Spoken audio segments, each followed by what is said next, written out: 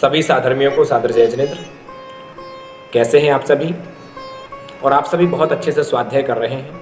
आप लोगों का आउटपुट बहुत अच्छा मिल रहा है। और जो अभी तक स्वाध्याय चल रहा है उसमें आगरा से श्री दीपक जैन जी कर्मयोगी से बहुत ही अच्छे प्रतिदिन स्वाध्याय करते हैं और प्रतिदिन उत्तरों का प्रश्नों का उत्तर अच्छे से दे रहे हैं। उनको बहुत बहुत धन्यवाद। इंदौर से श्री विजय जी, उनके लिए बहुत बहुत साधुवाद। वो प्रतिदिन स्वाध्याय में अपना मन लगा रहे हैं। और प्रिंसी जैन दिल्ली से हमारे बीच में प्रतिदिन स्वाध्याय करती हैं और प्रतिदिन प्रश्नों का उत्तर देती हैं। तो आप भी इस प्रकार से जो आपसे बनता है, आपसे जितना आता है, आप उत्तर देने का प्रयास करें ताकि हमको भी लगे कि आप स्वाध्याय कर रहे हैं। और स्वाध्याय का मतलब क्या है कि स्वाध्याय, उसका चिंतन भी करना, स्वयं का अध्याय, तब जाकर के हमारा स्वाध्याय ये सार्थक होगा। तो आइए आज हम अगली गाथा लेते हैं कि आचार्य महाराज अगली गाथा के माध्यम से अगली कारिका में क्या बता रहे हैं।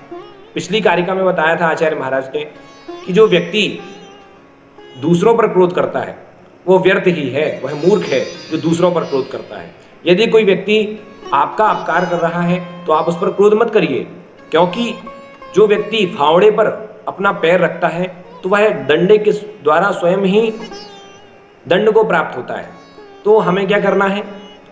हमें दूसरे पर क्रोध नहीं करना है, हमें तो समता परिणाम के साथ अपने कर्मों का चिंतन करना है। तब जाकर के हमारे इष्टोपदेश का स्वाध्याय सार्थक हो पाएगा। हमें इष्टोपदेश की हर एक कारिका को अपने चिंतन में लाना है और वास्तविकता हमें समझनी है। केवल स्वाध्याय का मतलब रटना नहीं है। स्वाध्याय का मतलब ये है कि हम कुछ अपने जीवन में चरितार्थ करें, कुछ सीखें। तो आइए हम अगली कारिका को लेते हैं। दोनों हाथों को जोड़ेंगे। राग द्वेष द्वयी दीर्घ नेत्राकर्षण कर्मणः अज्ञानात् सुचिरं जीव संसाराब्धौ भ्रमत्यसौ संसाराब्धौ भ्रमत्यसौ। आइए देखते हैं आचार्य महाराज क्या कह रहे हैं कि राग द्वेष द्वयी दीर्घ, यहाँ पर संसार में जो प्राणी है वह किस तरह से घूम रहा है चारों गतियों में, उसको बताते हुए आचार्य महाराज कह रहे हैं कि राग द्वेष द्वयी दीर्घ, राग द्वेष रूपी द्वयी दीर्घ, दो रस्सियों के द्वारा, राग और द्वेष रूपी दो रस्सियों के द्वारा, राग द्वेष द्वयी दीर्घ नेत्राकर्षण कर्मणः, नेत्राकर्षण कर्मणः। नेत्राकर्षण का मतलब होता है जो मथनी होती है उसमें जो क्रिया होती है वह नेत्राकर्षण क्रिया होती है। आगे पीछे जो मथनी रस्सियों के द्वारा घुमाई जाती है वह नेत्राकर्षण कहलाती है। तो नेत्राकर्षण कर्मणः की नेत्राकर्षण घुमाई जाती हुई मथनी के समान।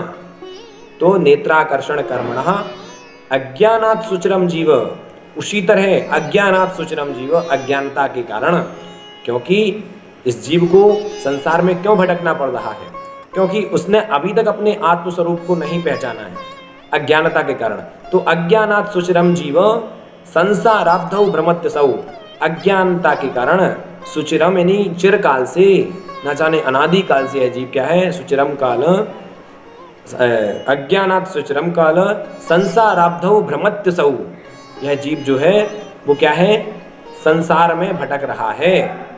संसाराब्धौ, संसार रूपी, अब्धौ यानी सागर में, भ्रमत्यसौ यानी भटक रहा है। दूसरी लाइन का अर्थ फिर से देखें कि अज्ञानात् सुचिरम जीव, अज्ञानता से यह जीव सुचिरम यानी अनंत कालों से क्या कर रहा है, संसाराब्धौ, संसार रूपी सागर में, संसार रूपी सागर में भ्रमत्यसौ भटक रहा है। कैसे? राग द्वेष रूपी रस्सियों के समान। जैसे राग द्वेष जो है वह क्या है, राग द्वेष जो अपने संसार में सबको भ्रमण करा रहा है, इसका मूल कारण राग और द्वेष है।